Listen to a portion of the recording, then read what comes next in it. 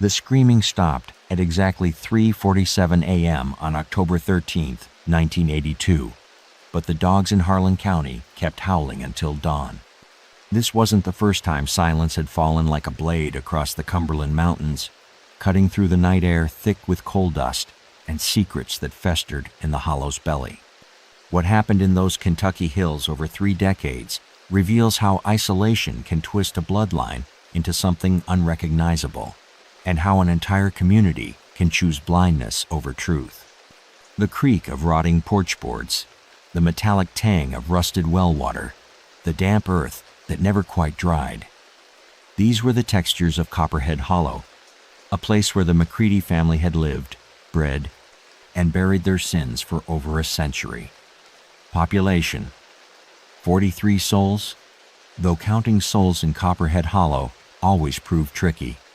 The hollow stretched like a scar between 2 ridges, accessible only by a gravel road that the county stopped maintaining sometime in the 1960s. Mail came twice a week when the postal worker remembered. Electricity arrived in 1974, but most families still used kerosene lamps out of habit or stubborn pride.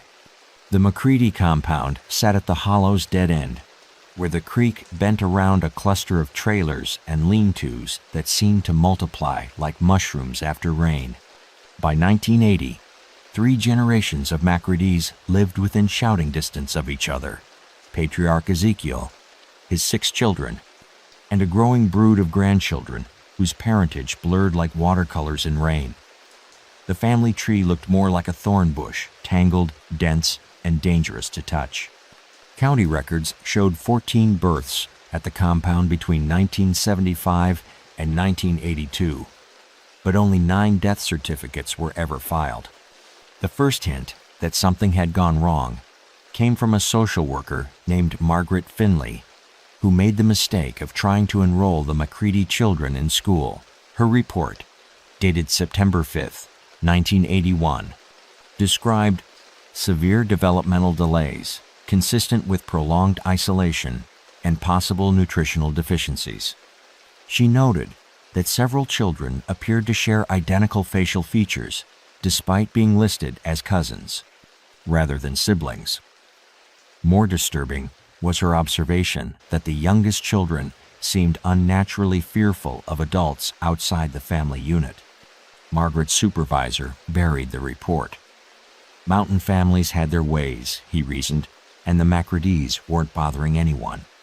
Besides, Ezekiel McCready had friends in the sheriff's department, men who remembered when his moonshine had kept their own families fed during the lean years. Some silences, the mountains teach you, are worth keeping. But the hollow itself began to change. Hunters reported that game trails avoided the McCready property as if the animals sensed something predators instinctively fear. The creek that ran past their compound started running murky year-round, thick with sediment that didn't match the local geology. And at night, when the wind was right, neighbors heard sounds that didn't belong to any creature they recognized. Something was growing in the dark. By the summer of 1982, the youngest McCready children had stopped venturing beyond the tree line that marked their property. The older ones emerged only to trade pelts and mason jars of clear liquid for supplies in town, their eyes never quite meeting those of the store clerks who served them. They moved with the careful silence of people who had learned that noise invited attention, and attention invited pain. What would you do if you suspected something unspeakable was happening just 5 miles from your own home, but every instinct told you that looking too closely might make you the next victim? The answer came on that October night when Deputy Sheriff Michael Torres decided to investigate reports of gunshots from the hollow and discovered that some family trees grow their roots in ground too poisoned to sustain anything resembling humanity. Deputy Michael Torres had seen plenty of mountain families living rough, but the smell hit him before he'd even stepped out of his patrol car. Sweet decay mixed with wood smoke and something else that made his stomach turn. This wasn't poverty. This was something that had learned to hide behind poverty's familiar face. What Torres found that night would haunt Kentucky State Police files for decades, becoming the kind of case that veteran investigators whispered about in break rooms and rookie cops weren't allowed to touch. The gravel crunched under his boots as he approached the main trailer, a double-wide that sagged in the middle like a broken spine. His flashlight beam caught movement in the window's shadows that seemed to dart away from the light with unnatural speed. The air tasted of copper and fear.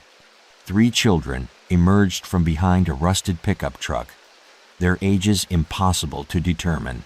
They might have been 8 or 18. Malnutrition and something else had stunted their growth in ways that defied easy categorization. Their clothes hung in tatters, but their eyes held an intelligence that seemed almost feral, watching, calculating, waiting. The oldest, a girl with matted hair that might once have been blonde, spoke in a dialect so thick that Torres had to strain to understand. "Ain't supposed to be here after dark," she said, her voice carrying an authority that belonged to someone much older. "Granddaddy don't like strangers." Torres identified himself, explained he was responding to reports of gunfire. The children exchanged glances that seemed to communicate volumes without words. The girl tilted her head toward the largest trailer, where warm light leaked through torn curtains. Through the thin walls, Torres could hear what sounded like a family dinner, the clink of utensils, low conversation, someone laughing at a joke he couldn't quite make out. His radio crackled. "Unit 7, what's your status?" Torres hesitated. Protocol demanded he call for backup, but backup was 40 minutes away on mountain roads that turned treacherous after dark. The children watched him with the patience of hunters who had learned to wait for their prey to make the first mistake. When he knocked on the trailer door, the sounds inside stopped immediately. Complete silence, as if everyone had simply vanished. Then, slow footsteps, deliberate and measured. The door opened to reveal Ezekiel McCready himself, a man Torres recognized from old arrest photos, though the years had carved him into something harder and more angular. His smile revealed teeth filed to points, a modification Torres had never seen outside of prison gang files. "Evening, deputy. Bit late for social calls, ain't it?" Behind Ezekiel, Torres could see into the trailer's main room. A long table dominated the space, set for what appeared to be a feast. Steam rose from serving dishes, and the rich smell of cooked meat filled the air. But something about the scene felt wrong. The proportions were off, the shadows fell at strange angles, and the other family members who sat around the table seemed frozen in place, their forks halfway to their mouths. The feast that never ended. Torres counted 7 adults and at least a dozen children, though in the dim light it was hard to tell where one person ended and another began. They sat so still they might have been mannequins, except for their eyes, which tracked his every movement with the focused attention of predators evaluating a potential meal. Just checking on reports of gunshots, Torres managed, his hand instinctively moving to his service weapon, making sure everyone's safe. Ezekiel's filed teeth caught the light as his smile widened.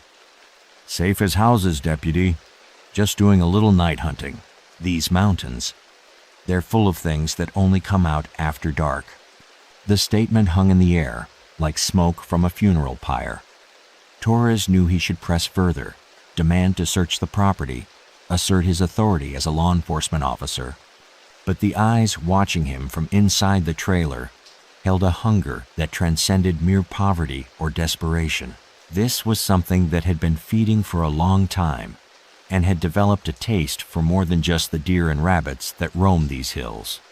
What does a lawman do when he realizes that some laws were never meant to reach into certain dark corners of the world? As Torres backed toward his patrol car, he caught sight of something that would appear in his nightmares for years to come. A child's bicycle, partially buried behind the main trailer, its small wheels still spinning slowly in the mountain breeze. The bicycle belonged to Amy Chen, age 7, who had disappeared from a camping trip near Pine Mountain State Park 6 months earlier. Torres recognized it immediately, the purple frame with silver streamers that had been plastered across every missing person flyer in eastern Kentucky. This single piece of evidence transformed what might have been dismissed as mountain eccentricity into something far more sinister, connecting the McCready compound to a string of disappearances that stretched back nearly 2 decades. Torres photographed the bicycle with hands that shook despite his years of training. The streamers moved in the night breeze like fingers beckoning him deeper into the hollow's secrets. State police records would later reveal a pattern that local law enforcement had somehow failed to notice. Children vanishing along a corridor that stretched from Harlan County north through Pike and Floyd counties, always from families who were camping, hiking, or traveling through the remote mountain areas. 23 children between the ages of 5 and 12 had gone missing in that region since 1964. 23 families left to wonder what had happened to their sons and daughters in the vast wilderness of Appalachian Kentucky. The official explanation was always the same. Children wandered off, got lost in the dense forest, fell into hidden mine shafts or swift-running creeks. The mountains were dangerous, rangers explained to grieving parents. Accidents happened. Bodies were rarely recovered in terrain that rugged, and families were encouraged to find closure without physical remains. But Torres now understood that some of those children had never been lost at all, they had been found. Inside his patrol car, Torres radioed for backup and requested immediate contact with the state police. But as he spoke into the microphone, he became aware that shapes were moving in the darkness around his vehicle. The McCready children had emerged from their hiding places and were circling his car with the coordinated precision of a pack. Their movements were silent, deliberate, and utterly inhuman in their synchronization.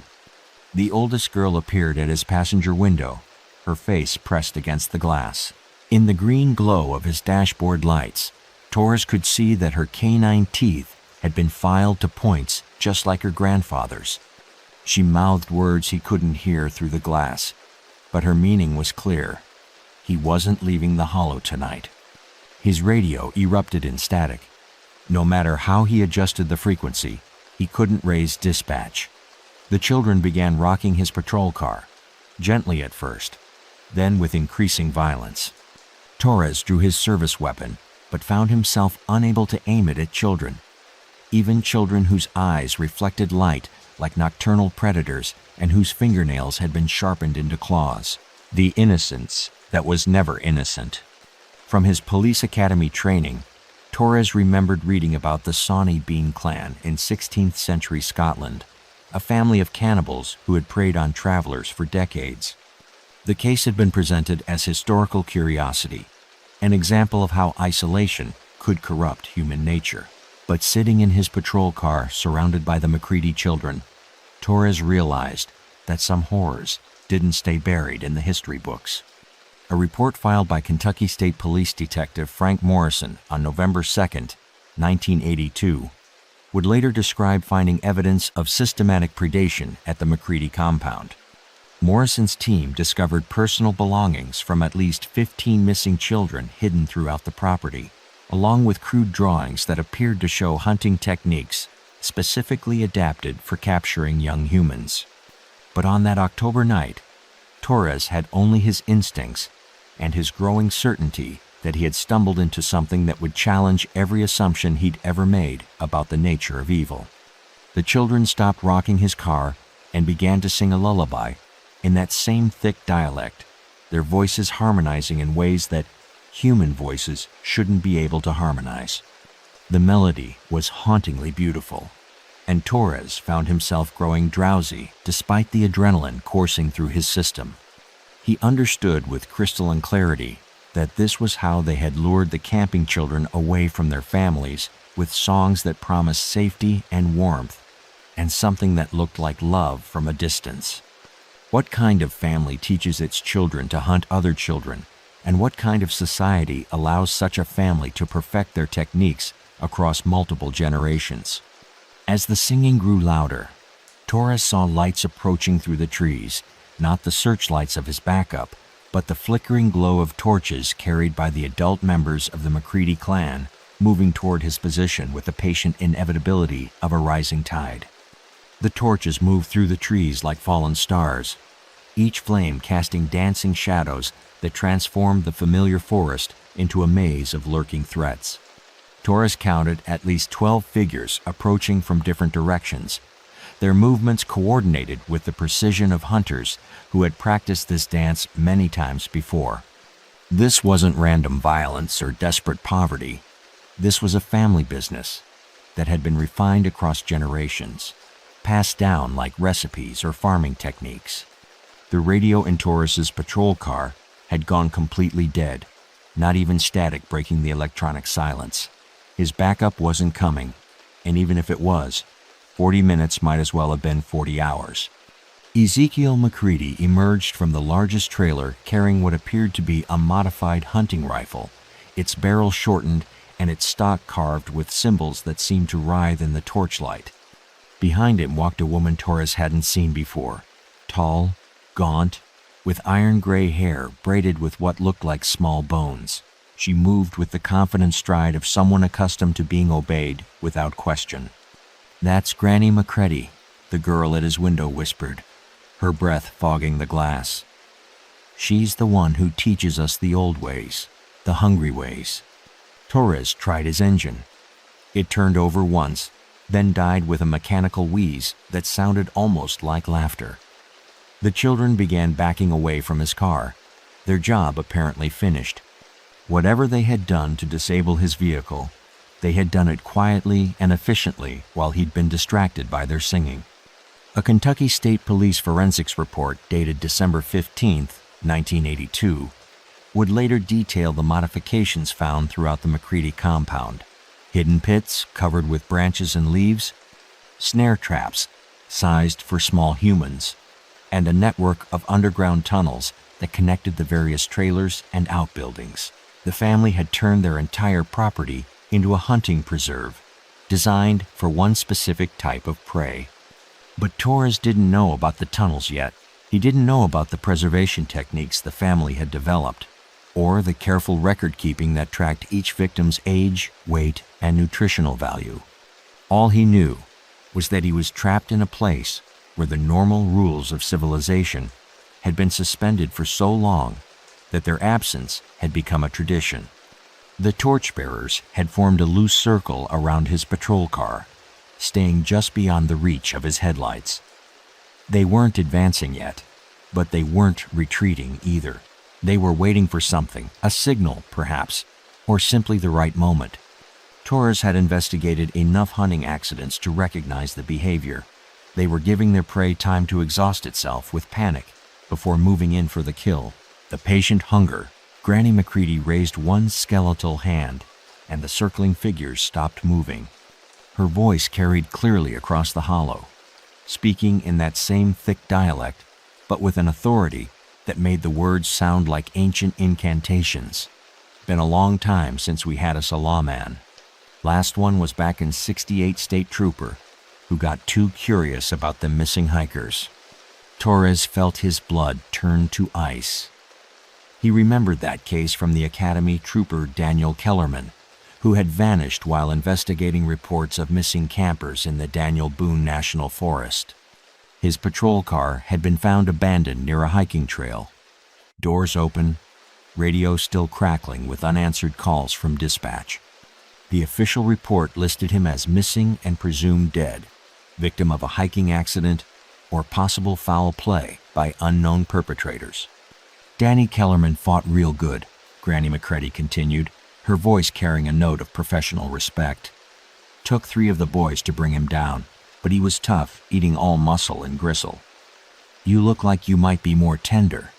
The children had completely disappeared now, melting back into the darkness with supernatural silence.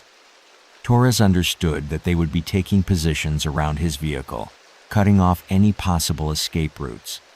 This family had been perfecting their hunting techniques for decades, and he was about to become their latest field test. What do you do when you realize that the badge and uniform that represent law and order mean nothing to people who have created their own system of justice, one based on hunger rather than morality? As if responding to some unheard signal, the torchbearers began moving again, closing their circle with the methodical patience of people who knew their prey had nowhere to run. Torres made his decision. In the space between heartbeats, he wasn't going to die sitting in a disabled patrol car like a gift-wrapped present. He kicked open his door and rolled into the darkness beyond his headlights, using every shadow and depression in the ground to stay hidden from the advancing torchbearers. This desperate gamble would save his life, but it would also reveal the true scope of what the McCready family had built in their isolated hollow over the course of 3 generations. The ground beneath Torres's feet felt wrong, too soft in some places, too firm in others, as if the earth itself had been extensively modified. Within minutes of leaving his vehicle, he discovered why. His foot broke through what appeared to be solid ground, revealing a carefully camouflaged entrance to a tunnel system that honeycombed the entire hollow. The tunnels were hand-dug but expertly reinforced with salvaged timber and corrugated metal, creating a subterranean network that connected every building on the McCready property.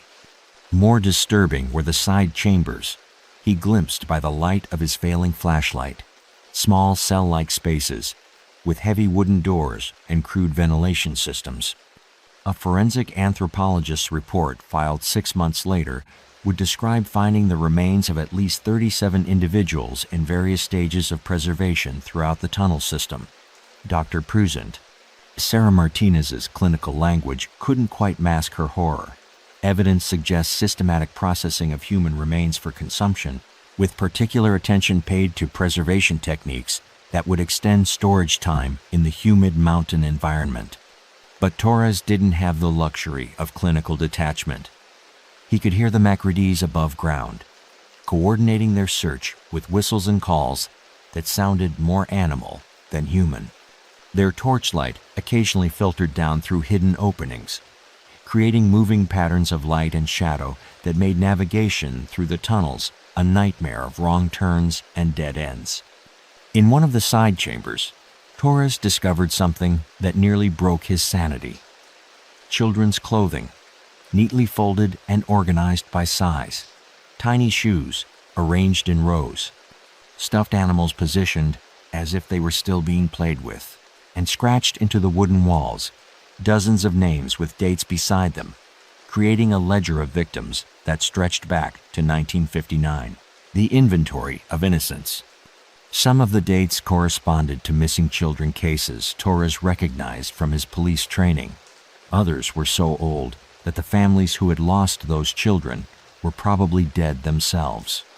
The McCready family had been hunting for over 2 decades, perfecting their techniques and expanding their territory with each successful kill. Near the bottom of one wall, scratched in a child's uncertain handwriting, Torres found a message that stopped him cold. "My name is Tommy Walsh. Today is my birthday. I am 8 years old. If someone finds this, tell my mom and dad I love them and I'm sorry I went with the singing lady." The entry was dated August 12, 1979. Torres remembered the case Tommy Walsh had disappeared during a family camping trip in the Daniel Boone National Forest. His parents had spent their life savings on private investigators and psychics, never knowing that their son had survived long enough to carve his final message into the wall of an underground prison. Above ground, the search was getting closer. Torres could hear footsteps directly overhead and voices discussing the best way to flush him out of the tunnels. Someone mentioned flooding the system with smoke. Another voice suggested using the dogs, though Torres hadn't seen any dogs on the property. Then he realized they weren't talking about animals. "Turn loose the young ones," Granny McCready's voice echoed down through the tunnel system. "They know these holes better than anybody, and they can smell fear from a mile away." The sounds that began filtering down from above weren't quite human, a mixture of excited yipping and what might have been laughter, if laughter could carry such hunger and anticipation. The McCready children were being released into the tunnel system, and Torres understood with crystal clarity that they had been raised for exactly this purpose.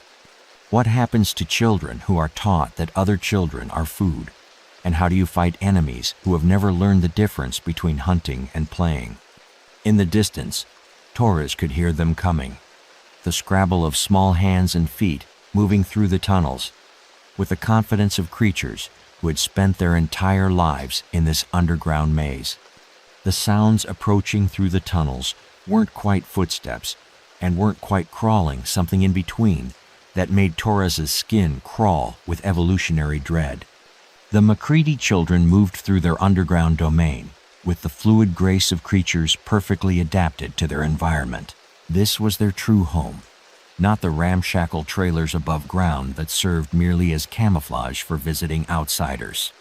Down here in the darkness, the children had been transformed into something that belonged more in nightmares than in any recognizable version of human society. Their eyes had adapted to the perpetual gloom, their hearing had sharpened to detect the slightest movement, and their understanding of morality had been shaped by lessons that no child should ever learn. Torres pressed himself into a narrow alcove and tried to control his breathing as small shapes flitted past in the tunnel beyond. They communicated in whispers and clicks that seemed to function as a complete language, coordinating their search with the efficiency of a military unit.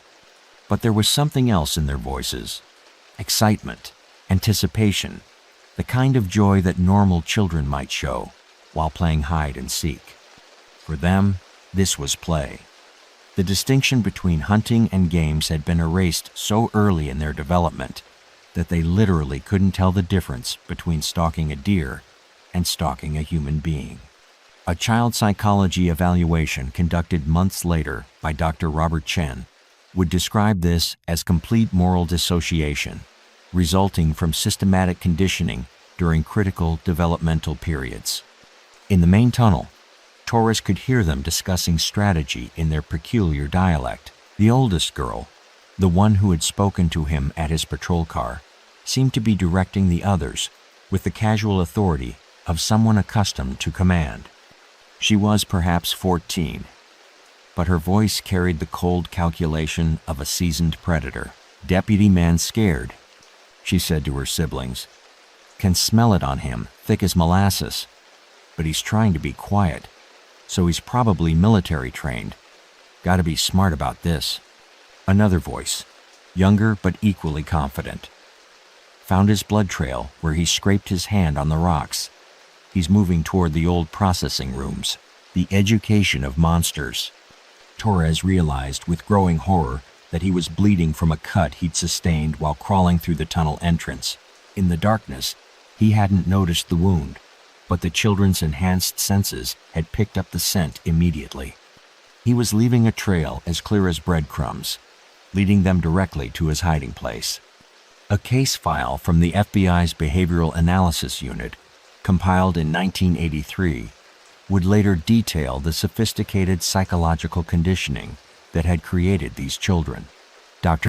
Jennifer Hayes wrote, "The subjects display complete absence of empathy for victims outside their family unit, combined with highly developed tactical intelligence and pack hunting behaviors typically seen only in apex predators.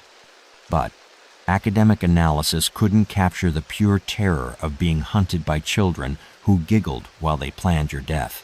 Torres heard them discussing which tunnels to block off, how to drive him toward the meat rooms, and whether they should take him alive or kill him quickly. Their voices held the same casual tone that normal children might use while deciding what game to play next. The oldest girl's voice came from much closer now. "Found where he's hiding. Can hear his heart beating from here. Sounds like a scared rabbit." Torres realized they had pinpointed his location with frightening accuracy. In desperation, he began moving deeper into the tunnel system, hoping to find another exit, or at least a more defensible position. But every turn seemed to lead to another dead end, or another chamber filled with evidence of the family's decades-long hunting spree. In one room, he discovered what appeared to be a primitive but effective preservation facility: hooks, salt barrels, and cutting tools arranged with the orderly precision of a commercial butcher shop. The walls were lined with crude drawings that seemed to show different dismemberment techniques, annotated in the careful handwriting of someone who took pride in their craft. What kind of family passes down knowledge of human butchery the way normal families might share recipes or farming techniques. Behind him, Torres could hear the children had stopped their pursuit. They were whispering among themselves, and there was something different in their tone. Now not excitement, but concern. Then he heard the oldest girl's voice, sharp with alarm. "Somebody's coming. Big people. Got to get back upstairs." Through the tunnel walls, Torres could hear the distant sound of vehicle engines and shouting voices. His backup had finally arrived. The cavalry arrived in the form of 6 Kentucky State Police cruisers and 2 FBI vehicles, their red and blue lights turning the hollow into a strobing nightmare that revealed just how extensive the McCready compound truly was. But the federal agents had come for reasons that went far beyond one missing deputy. This raid was the culmination of a 2-year investigation that had connected the disappearances in eastern Kentucky to a broader pattern of missing persons cases across 3 states, all linked by a single common thread. Families who had been living off the grid for generations, sustained by resources that couldn't be accounted for through any legitimate means. The McCreadys were just one branch of a network that stretched deep into the most isolated corners of Appalachian America. Special Agent Patricia Valdez had been tracking this network since 1980, when a routine audit of missing persons reports had revealed statistical anomalies that couldn't be explained by accident or coincidence. Too many children were disappearing in areas where certain families had historical claims to large tracts of remote land. Too many of those disappearances followed similar patterns: families camping or hiking, children who wandered away from supervised areas, searches that yielded no physical evidence. The operation tonight was codenamed Harvest Moon, a designation that would prove grimly appropriate given what the investigators were about to uncover. As Torres emerged from the tunnel system, covered in dirt and blood, and babbling about underground chambers filled with children's clothing, the full scope of the horror began to unfold. Agent Valdez's team moved through the compound with military precision, their tactical lights revealing details that the torchlight had mercifully concealed. The main trailer contained a kitchen that had been modified for processing large quantities of meat, with industrial-grade grinders and preservation equipment that no normal family would ever need. Freezer units hummed with electrical power, diverted illegally from county lines. The infrastructure of appetite, but it was the children who presented the most complex challenge for law enforcement, ranging in age from 5 to 17. They had been so thoroughly conditioned by their environment that they couldn't understand why the raid was taking place. When agents attempted to separate them from the adult family members, several became violent, attacking officers with the coordinated ferocity of wild animals defending their pack. A psychological evaluation report filed by Dr. Maria Santos on December 3, 1982, described the children as functionally feral, displaying attachment behaviors typical of trauma bonding, but directed toward perpetrators rather than protective figures. The youngest ones had never attended school, never interacted with outsiders, never learned that the world contained any other way of living. Granny McCready, when finally cornered in the main trailer, showed no remorse or even comprehension that she had done anything wrong. Her statement to investigators, recorded on October 14, 1982, revealed the twisted logic that had sustained the family's predation for decades. "Ain't no different than hunting deer or rabbits. World's got too many people anyway. We just doing what nature intended, strong, eating the weak." The evidence recovered from the compound filled 3 FBI warehouse facilities, personal belongings from victims dating back to the 1950s. Detailed records of each kill, including weights, ages, and what the family termed meat quality assessments, photographs that documented the family's evolution from occasional opportunistic predation to systematic hunting operations.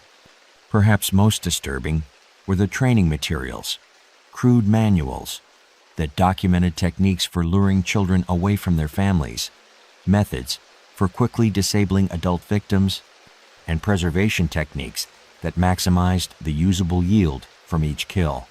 The Macrodes had turned cannibalism into a science, complete with research notes and experimental data.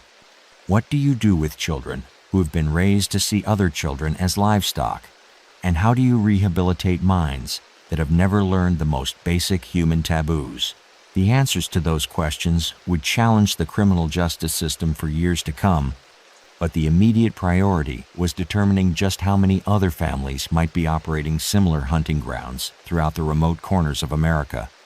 As dawn broke over Copperhead Hollow, revealing the full extent of the underground tunnel system and the carefully concealed killing grounds, Agent Valdez received a radio call that chilled her blood.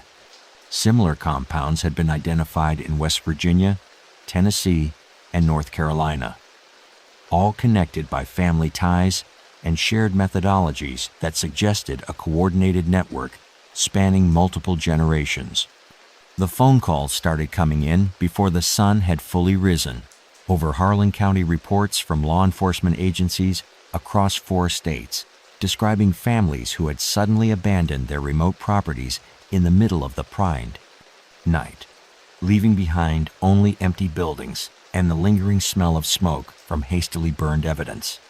This coordinated exodus revealed the true scope of what investigators had stumbled upon: not an isolated family of cannibals, but a network of related clans who had been sharing information, techniques, and even victims for over a century. The Macrodes were just the tip of an iceberg that extended deep into the most forgotten corners of Appalachian culture, where isolation had allowed ancient hungers to evolve into something resembling a primitive religion. Federal agents discovered that the network operated on a rotation system. When hunting pressure became too intense in one area, families would relocate their operations to territories controlled by related clans.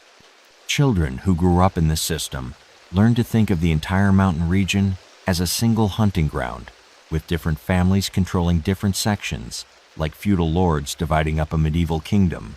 Communication between the families had evolved beyond simple word of mouth.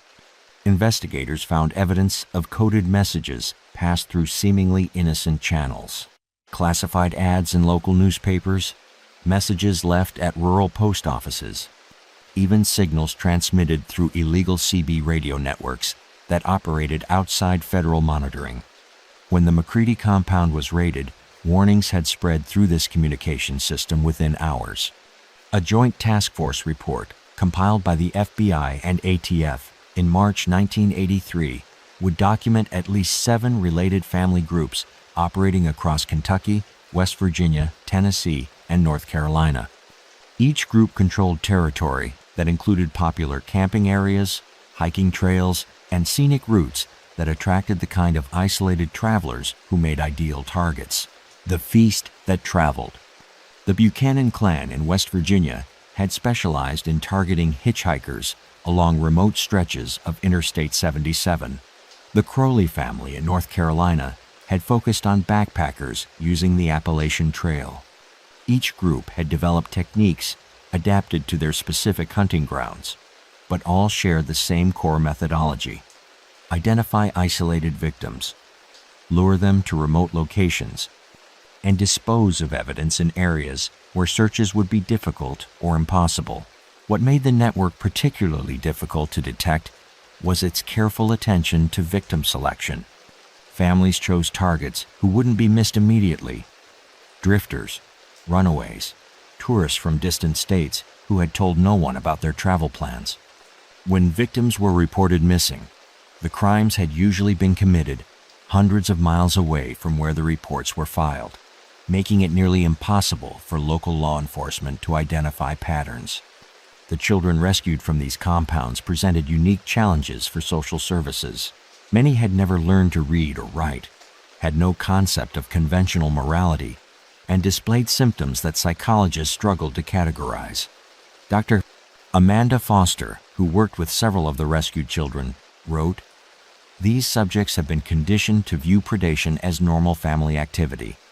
They express confusion about why their lifestyle is considered problematic, similar to children of isolated religious cults. But unlike religious cults, which typically claim divine justification for their practices. The cannibal families operated from a purely pragmatic worldview. They saw their predation as a practical response to poverty and isolation, a way of ensuring survival in environments where conventional resources were scarce. Several family members, when interviewed separately, expressed genuine bewilderment that society considered their practices immoral. Ezekiel McCready, during his interrogation on October 20th, 1982, provided investigators with their first comprehensive look at the network structure.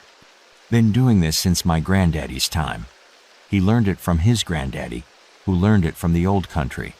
Ain't nothing new about it, just folks taking care of their own when times get hard." The old country references led investigators to historical research that revealed similar practices among isolated populations in rural Scotland and Ireland during the 18th and 19th centuries, exactly the regions from which many Appalachian families had originally emigrated. The cannibalism wasn't a recent development triggered by poverty or desperation. It was a cultural tradition that had been preserved and refined across multiple generations. What happens when an entire way of life is built around predation? And how do you dismantle a network that has been operating successfully for over a century? The answer came in the form of Operation Mountain Sweep, a coordinated law enforcement action that would target all known network locations simultaneously, ensuring that no families could escape to continue their operations elsewhere. Even today, hikers in remote areas of Appalachia sometimes report finding abandoned compounds deep in the mountains, empty buildings with suspicious modifications, underground chambers that serve no obvious purpose, and an atmosphere of lingering dread that seems to seep from the very ground itself. We're only scratching the surface. The next case is even darker. Subscribe before it drops. Operation Mountain Sweep launched at exactly 4 a.m. on November 15, 1982, with simultaneous raids on 17 locations across 4 states, the largest coordinated law enforcement action in Appalachian history. The results exceeded even the most pessimistic projections of federal investigators. This final phase of the investigation would reveal that the network of cannibal families had been operating not for decades, but for over a century, with some family lines tracing their predatory practices back to the 1800s. What had begun as desperate survival tactics during the hardest years of mountain settlement had evolved into a sustainable lifestyle that had claimed hundreds of victims across multiple generations. The evidence recovered during the raids filled an entire FBI warehouse facility in Quantico. Personal belongings from victims dating back to the 1920s, photographs that documented family hunts, like other families might document holiday gatherings, and genealogical records that revealed the network's true scope over 200 individuals across 12 extended family groups, all connected by blood, marriage, and shared methodology. Most disturbing were the children. 47 minors were recovered during the raids, ranging in age from infants to teenagers. Many had never seen electric lights or indoor plumbing. Some spoke only in the hybrid dialect that had evolved within the network, mixing archaic English with terms that seemed to come from no recognizable language. All had been raised to consider human predation as normal as hunting deer or raising livestock. Dr. Patricia Henley, the clinical psychologist assigned to evaluate the rescued children, wrote in her final report, "These subjects represent a unique case study in environmental conditioning. They have been systematically isolated from conventional moral frameworks and trained to view behaviors that society considers among the most heinous as routine family activities. The inherited hunger." The adult family members showed varying degrees of cooperation with investigators. Some, like Ezekiel McCready, seemed genuinely confused by the legal proceedings against them. Others displayed a cunning intelligence that had allowed them to operate undetected for so long, providing minimal information while carefully protecting other network members who might have escaped the raids. Granny McCready, the acknowledged matriarch of the network, proved to be the most chilling interview subject. Her statement to FBI agents on November 20th, 1982, provided the clearest insight into the network's mindset. "Y'all act like we invented something new. Folks been eating folks since the beginning of time. We just honest about it. Least we don't pretend we're civilized while we're doing it."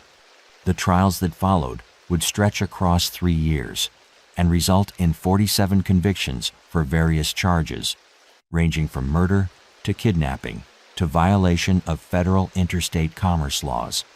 But the legal proceedings couldn't address the larger questions that the case had raised about the nature of civilization itself and how easily human societies could revert to predatory behaviors when isolated from conventional moral oversight. Perhaps most troubling was the discovery that the network had maintained detailed records of their activities, treating their predation as a form of oral history that needed to be preserved for future generations. Children had been taught songs that celebrated successful hunts, stories that passed down tactical knowledge, and rituals that reinforced their separation from the soft world beyond the mountains. The last active member of the network, a woman named Sarah Buchanan, was arrested in West Virginia in 1985 while attempting to establish a new hunting ground near the New River Gorge. Her capture marked the official end of Operation Mountain Sweep, but investigators knew that other isolated families might be continuing the practices in locations that had never been identified. Deputy Michael Torres, whose discovery of the McCready compound had triggered the entire investigation, retired from law enforcement in 1984. He moved to a small town in Florida, as far from the mountains as he could manage, but neighbors reported that he kept all his curtains drawn and never answered his door after dark. What do you do with the knowledge that some horrors are too deeply rooted to be completely eliminated? And how do you sleep peacefully, knowing that isolation and desperation can transform ordinary families into predators? The McCready compound was burned to the ground by federal agents in December 1982, but local residents claim that smoke still rises from that hollow on certain nights, not from any fire that can be extinguished, but from appetites that were never fully satisfied. Even today, park rangers in remote areas of Appalachia sometimes find abandoned campsites where families have disappeared without explanation, leaving behind only empty tents and the lingering sense that something patient and hungry is still watching from the tree line. Operation Mountain Sweep launched at exactly 4 a.m. on November 15, 1982, with simultaneous raids on 17 locations across 4 states, the largest coordinated law enforcement action in Appalachian history. The results exceeded even the most pessimistic projections of federal investigators.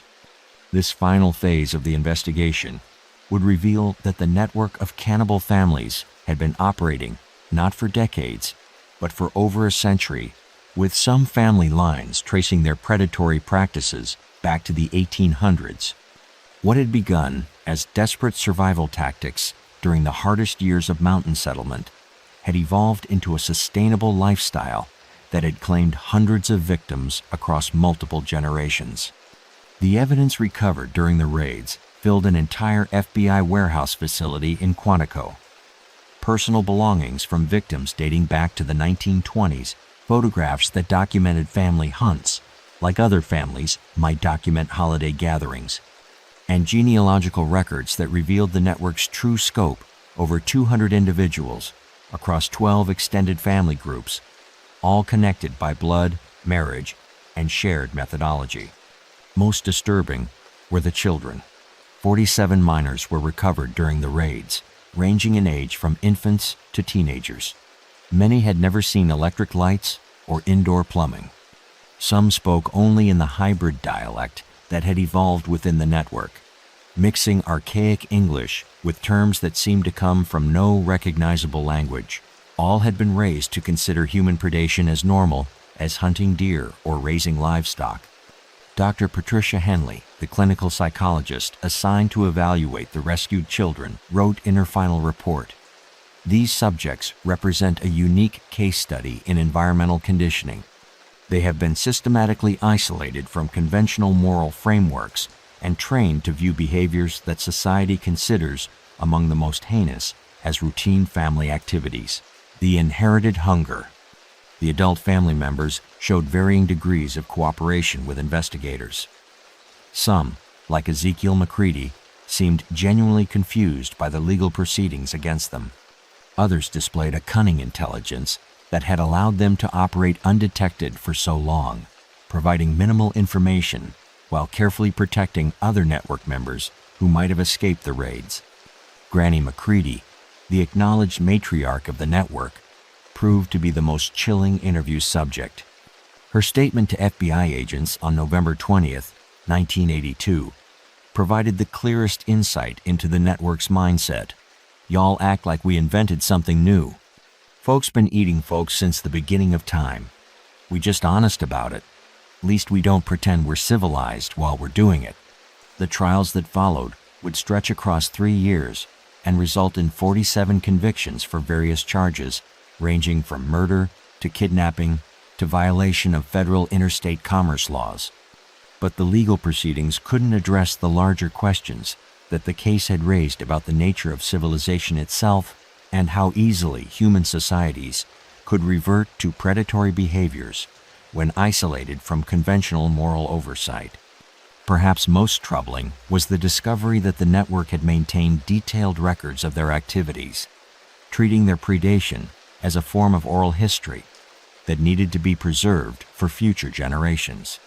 Children had been taught songs that celebrated successful hunts, stories that passed down tactical knowledge, and rituals that reinforced their separation from the soft world beyond the mountains. The last active member of the network, a woman named Sarah Buchanan, was arrested in West Virginia in 1985 while attempting to establish a new hunting ground near the New River Gorge. Her capture marked the official end of Operation Mountain Sweep, but investigators knew that other isolated families might be continuing the practices in locations that had never been identified. Deputy Michael Torres, whose discovery of the McCready compound had triggered the entire investigation, retired from law enforcement in 1984. He moved to a small town in Florida, as far from the mountains as he could manage, but neighbors reported that he kept all his curtains drawn and never answered his door after dark. What do you do with the knowledge that some horrors are too deeply rooted to be completely eliminated? And how do you sleep peacefully knowing that isolation and desperation can transform ordinary families into predators? The McCready compound was burned to the ground by federal agents in December 1982, but local residents claim that smoke still rises from that hollow. On certain nights, not from any fire that can be extinguished, but from appetites that were never fully satisfied. Even today, park rangers in remote areas of Appalachia sometimes find abandoned campsites where families have disappeared without explanation, leaving behind only empty tents and the lingering sense that something patient and hungry is still watching from the tree line. We're only scratching the surface. The next case is even darker. Subscribe before it drops.